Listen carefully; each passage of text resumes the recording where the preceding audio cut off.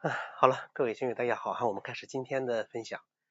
先分享李艳同学的一个体会哈，应该是2月5号的时候的一个体会，说感恩群里的各位老师啊，他说先写了修心部分，说捡垃圾啊，尽己心，出门遛狗，路上看见一个快递泡沫箱，捡起来哈，扔到垃圾桶里了。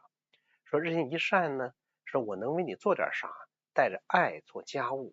下面讲修辞简谦，一日反省啊，说真是说感谢李老师了哈，说您说的爱出者爱返哈，这真的是真理啊，这不是我说的哈，这是网上呀，每个人很多人都讲说爱出者爱返，福往者福来哈。说爱人演给我的好，大大超出了我的预期，太惊喜了。就是爱人啊演给他的这个好啊，大大超出我的预期，太惊喜了。感恩传统文化哈，说感恩群里的各位老师。我带着自己家的狗去做美容，做完了以后，美容师跟着商量能不能帮他升级，这样他就可以多挣点。我毫不犹豫的就答应了。给狗洗澡美容2个多小时不容易，你好我好大家好，感恩小伙子对小动物的耐心和爱心。说修这个怨躁是无怨无躁的一天。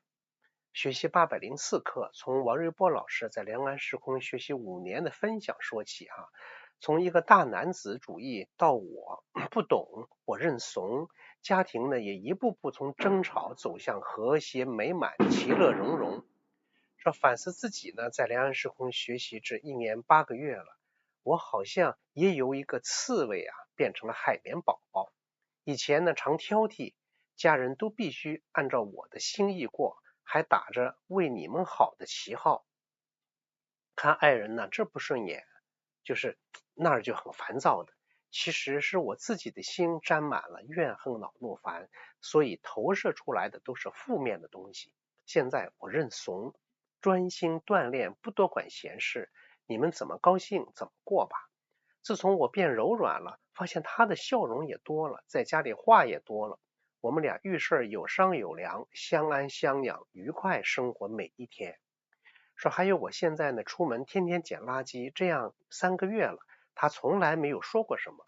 刚开始我特怕他讽刺挖苦我就偷偷的捡，不和他一起下楼。说让他先带狗下楼，我去扔垃圾，顺手呢捡楼道里的电梯里的垃圾，尽量不让他看见。楼道电梯里垃圾毕竟太少了，只能走出去捡。渐渐我觉得他好像也不反对，我就开始大鸣大放的当他面捡。说最近几天变成了我捡垃圾呀，他帮我找垃圾桶哈。说我们从来没有讨论过捡垃圾的问题，我不知道他怎么看的，但是我能感觉到他在我的带动下也在潜移默化的改变着。以前呢，他是反对我学习传统文化的，一个工科男只相信有形有相的东西。他现在什么也不说，就算是对我的支持了，感恩爱人的支持吧。锻炼的部分呢，有像揉腹30分钟，梳头可能30也是30分钟哈。说富贵婴儿30，开合60，竖立80加随课锻炼80分钟这样一个锻炼的过程哈。就连同学又分享自己通过自己的发生变化之后自己的爱人、自己的家庭，整个生活吧或者生命都发生了很美好的这种变化啊。那么今天要讲这个内容呢，也是关于家庭里面的事儿。当然，这个不单纯的家庭里面，也包括我们人和人之间这样一个事情。今天讲的这个问题呢，当然我相信很多人可能都会听过这样一个词儿，叫内卷。说现在学校里面学生内卷，工厂内卷，工厂内卷等等，都讲内卷吧。什么是内卷呢？就是在这个追逐效率的时代，就我们小心翼翼的花着每一分钱，大概想什么？就每一段时间却常常，你就会忽略了什么呢？一种很根本的、很昂贵的这种浪费，就家庭能量的这个内耗。大家有没有注意到这个问题哈？就是你要仔细观察一下的话，你真的可以看得见的。就每个家庭里面最宝贵的那个所谓精气神呢，它并没有消耗在什么呢？创造幸福上，而是无声无息的、不知不觉的消耗在哪儿一场无形的家庭内卷之中。就是我们家庭里的精气神，就我们平常说，你钱财花到有这个刀钱要花在刀刃上，我们的精气神也要花在刀刃上。但很多时候我们的精气神，就是我们那个能量啊，没有花在正地儿上，花在哪儿？一项无形的家庭内卷之中。那家庭内卷呢，是内卷这个词儿本意，它是指一种什么？一种文化模式在无法突破的时候，只能不断的向内复杂化，往里面变得很复杂，不断的陷入什么呢？无增长的激烈竞争。而它蔓延呢到家庭里面呢，就呈现出什么呢？一种令人疲惫的一种常态，很拼啊，很拼命，在这竞争，大概就这样一个意思吧。一竞争又很拼命的竞争。那家庭内卷什么意思呢？那在家里面怎么卷呢？我跟大家分享这几点，大家看是不是这么回事啊？要卷，谁的声音大？一吵架，看谁的声音大，就仿佛声音代表了什么？声量就代表了你的权威。还有卷什么呢？卷谁更有理？我讲我的理，你讲我的理，就把家变成了一个辩论场，而不是避风港。家是个避风港，不是在那辩论的，我攻击你，攻击我的。还卷什么呢？卷谁能够坚持己见。这什么意思呀？我得赢你，他就把什么呢？把那个胜负心，我得赢啊，我得是老大，我得赢，把胜负心置于亲密关系之上。亲密不亲密没关系，家庭夫妻之间也好，跟母子之间、父子之间那没关系，那关系放在下面，我得赢了你才说。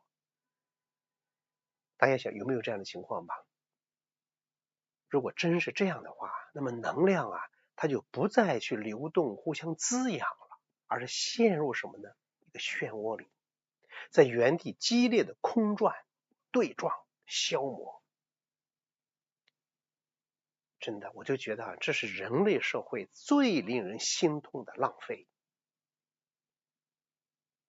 铺张浪费，铺张浪费，这是浪费呀！真的你的精气神多宝贵，但是浪费在什么家庭的内卷之中啊？把本来应该用相爱用来相爱、互相滋养、成长的生命力，用到哪去呢？彼此消耗，消耗精力，同时一争吵，消耗时间。大家觉得是不是这样？你家里面有没有这样的内耗吧？有没有这样的内卷吧？那么这种内耗的尽头是什么呢？就结果是什么呢？是共同的枯竭。就家庭内卷呀，没有赢家，它就像一台涌动的这个抽水机一样，它从榨汁机一样，或者说从每个人身上榨取什么那情感和精力，把你就汲取弄走了。你想，无论是丈夫媳妇，比方说当丈夫想着我必须赢过他，才能守住我做丈夫的尊严。但妻子想着呢，他说不让步，他就是不爱我，对吧？那当亲子关系中说你必须听我的，那父亲对孩子和母亲你必须听我的，那孩子可能就不听，你进入这种拉锯战里面，那每个人都在竭尽全力，他内卷嘛，要尽全力，每个人都在尽全力，都在去努力，但努力干个什么事儿呢？把家庭的幸福感和能量储备泄露出去了，就不可逆转的持续的下降，能量越来越少了，幸福感越来越弱了。这是内卷内耗最终的结果就是这样，就是你争得了对错，却耗尽了情分，赢得了口舌，却输掉了安宁，输掉了安宁。我说清楚，就家庭的这个内耗，这个内卷，真的会导致这样一种情况。那怎么办呢？我们学习传统文化要修心，要修这个心，就要去学会转念，要按下内卷的停止键，就是我不再内卷了。那么第一步是干什么呢？就是要识别并按下那个无形的停止键。这就需要家庭中至少有一个成员要率先拥有一种觉醒的能力。我们学习传统文化的人就知道，我要去觉醒。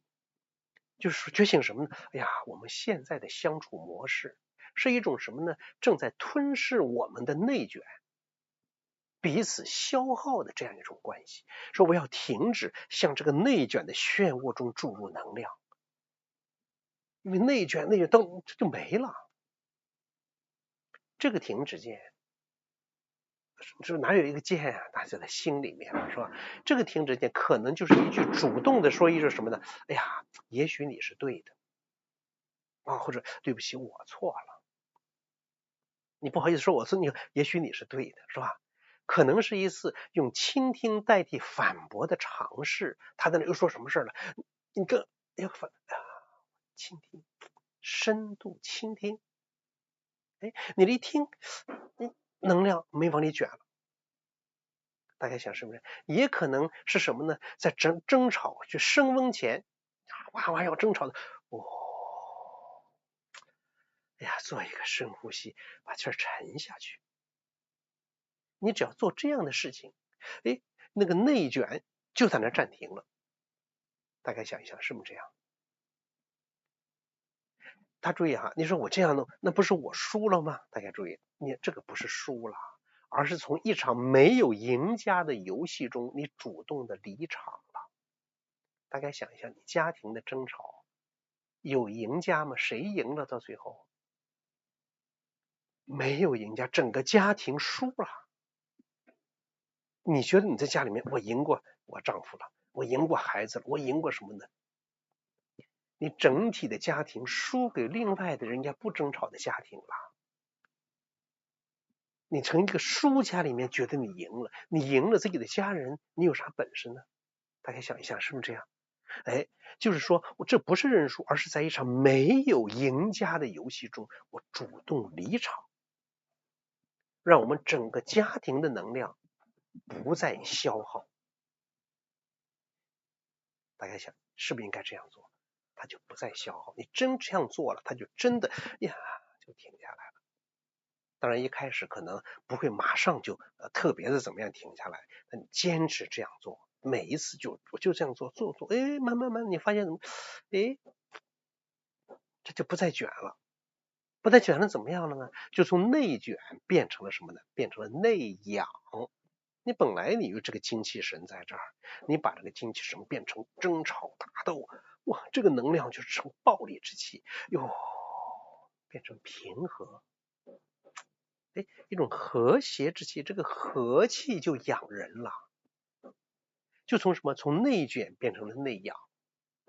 那么从内卷变成内养，我觉得至少，你可以试试这么有3步转折哈。怎么3步转折呢？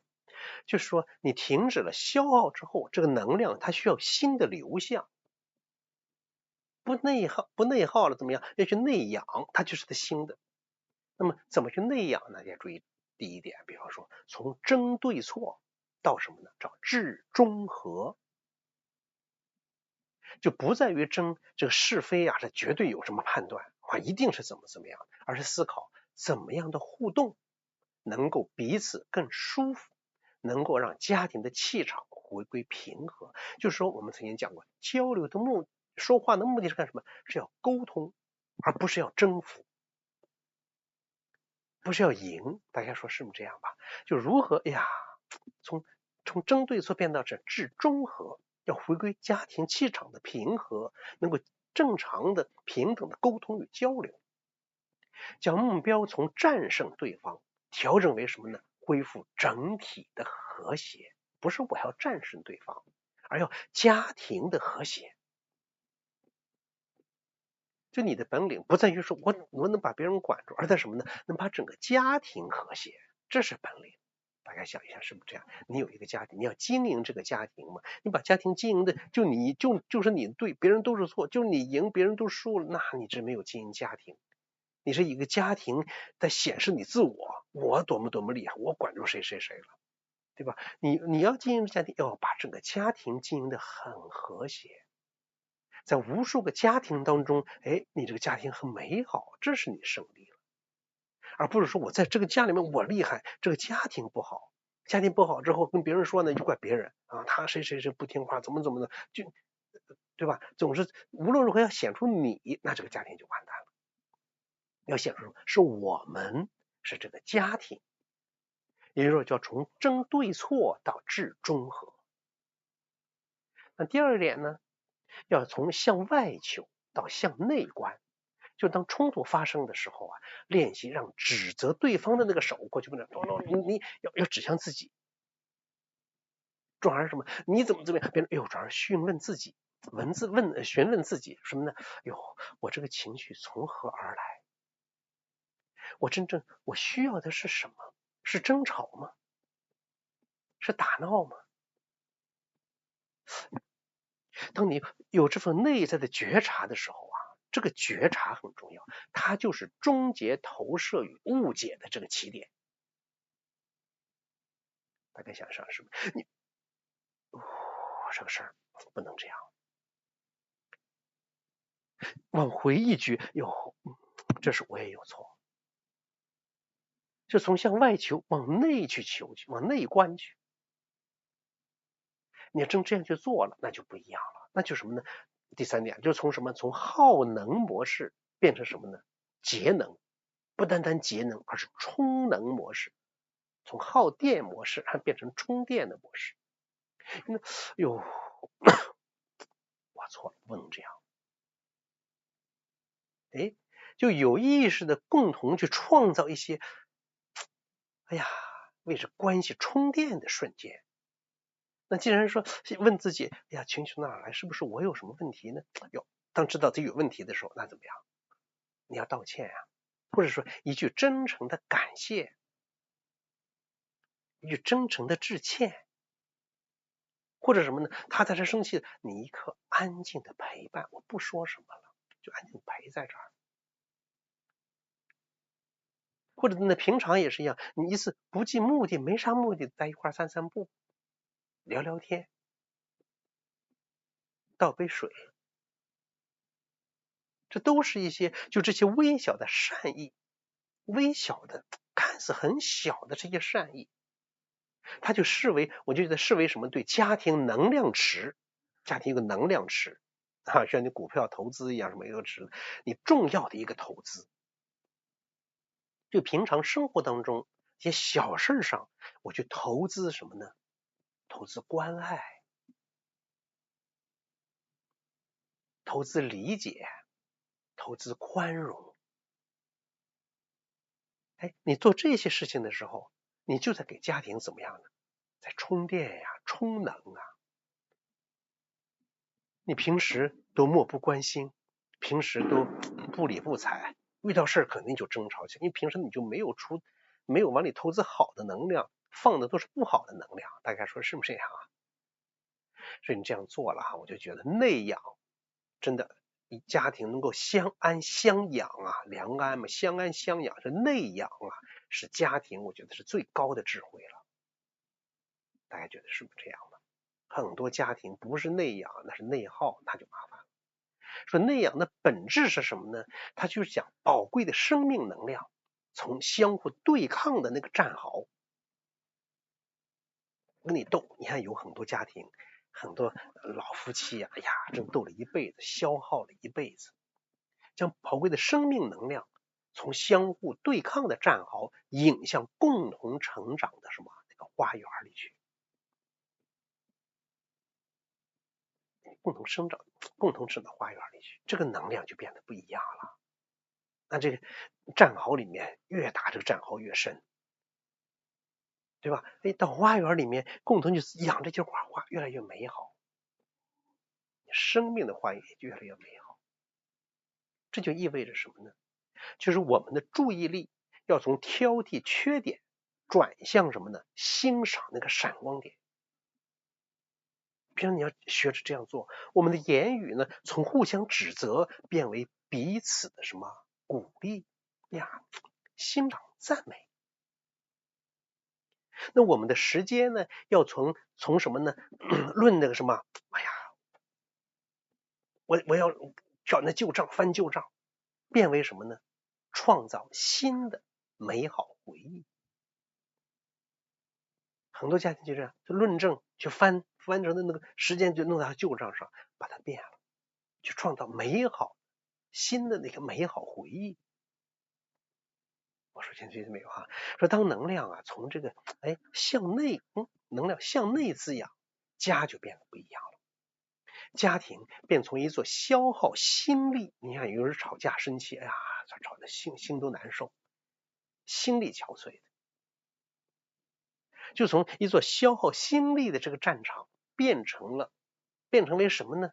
一处补给精气的泉眼，那个泉眼一直在那个清澈的水在流出来啊，就你的能量，家庭的能量一直是很充满的。大家说是不是这样？说在这里啊，每个人不是变得更正确，而是变得什么呢？更完整、更柔软、更有力量。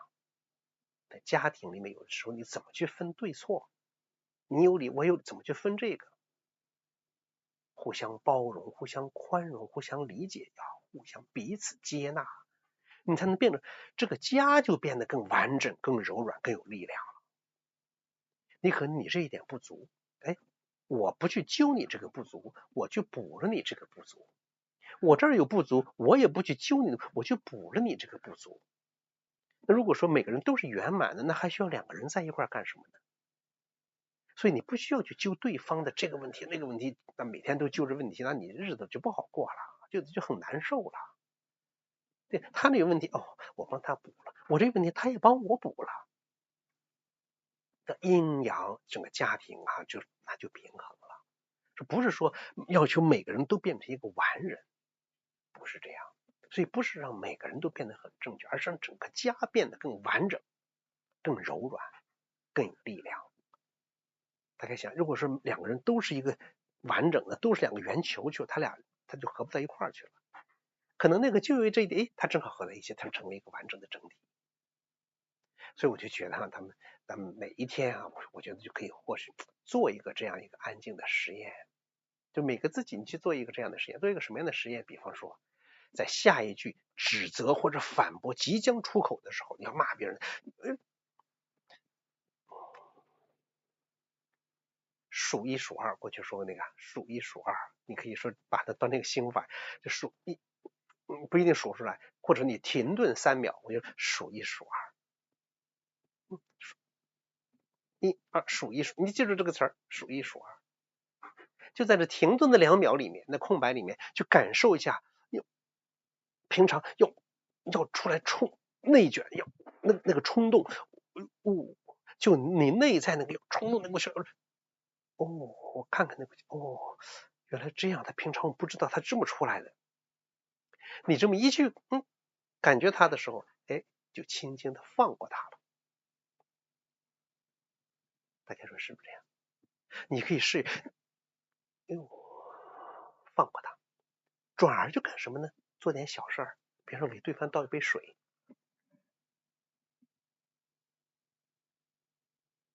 我说或者什么呢？你就把那个眼神就变了，因为你那个气儿要冲出来的时候啊，你感觉那个气要冲出来，其实那个时候那个气儿一到你眼睛上，你的眼睛已经变得不正常了。要吵架之前，眼睛已经变了，把那个气儿，眼神就变回来了。你或者就给对方一个不带情绪的平静的眼神。这个眼睛是神气的，是非常清楚的。你看到对方的眼神，你就能感受到对方的心理状态是什么。所以，这样给对方一个不带情绪的眼神，大家可以试一试啊。就这样，你会感觉到什么呢？就某些曾经被牢牢锁死在对抗中的能量，就那个能量在对抗中的能量要去跟别人斗，在里面憋得你难受的能量悄然的松动化开了。就这份能量好像一直要去争夺能量，一下化开了，开始流向温暖的地方。温暖的什么地方？温暖的你自己的生命也流向温暖的那个对方。大家注意啊，一个家庭的命运就系于这无数个微小瞬间的选择。后面应该还讲这个内容，就是我们修行也是一样，他不是说我这一抻胳膊我能抻5个小时，我这一站桩能站多么低，我一打坐能几个小时，不在这些长时间里面，而在哪儿？而在每一个瞬间，在每一个瞬间，你对它有没有觉知？如何选择？这个后面我们专门还要讲这个问题哈，还有列出了几个瞬间来跟大家说。我们今天先不谈它了，就是一个家庭的命运啊，它就系于这无数个微小瞬间的选择，是选择内卷，耗尽所有，还是选择内养，生生不息？我相信每一位朋友都已经有了自己的答案，好吧？我们现在站起来，一起再来锻炼啊！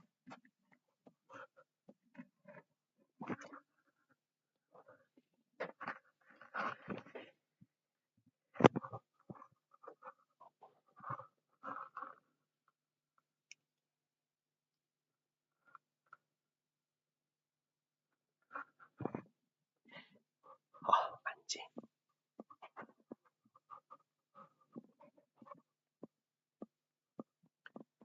好，安静。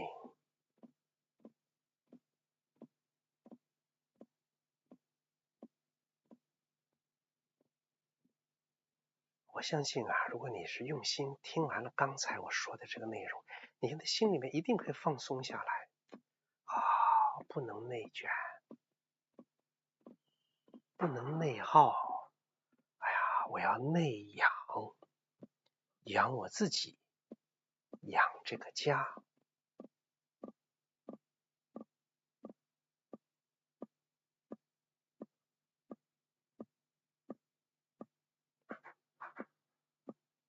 脚分开，正好8字。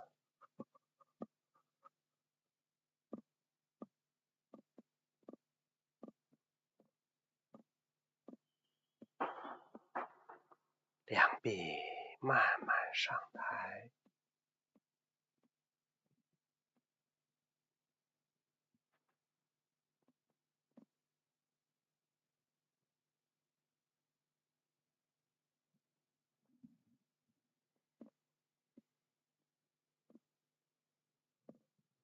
身体微下蹲。记得我们快过年的那一次分享，两个胳膊里面啊，全都是爱。所谓满怀慈悲，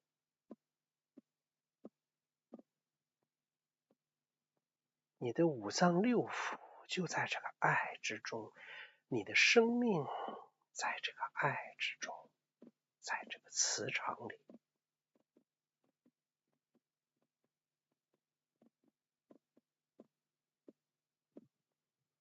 你的家人，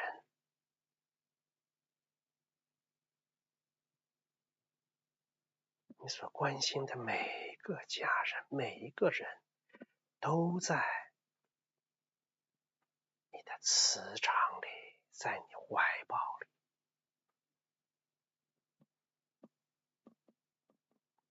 用爱养护家人，养护你爱的人。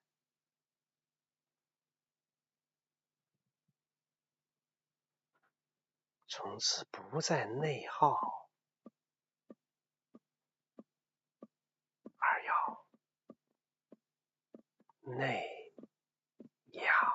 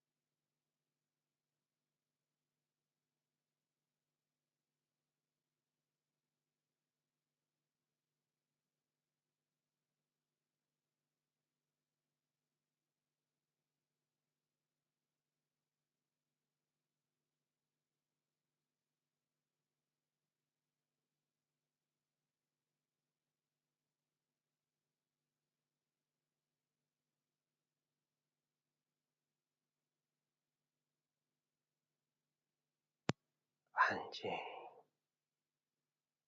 心中有爱，满怀慈悲，养护自己，养护家人，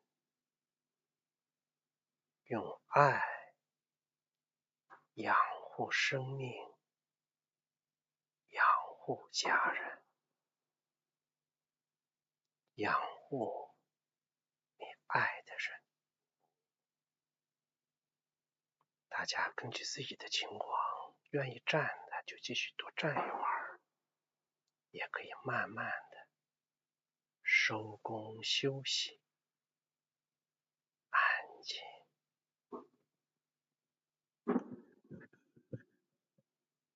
安静。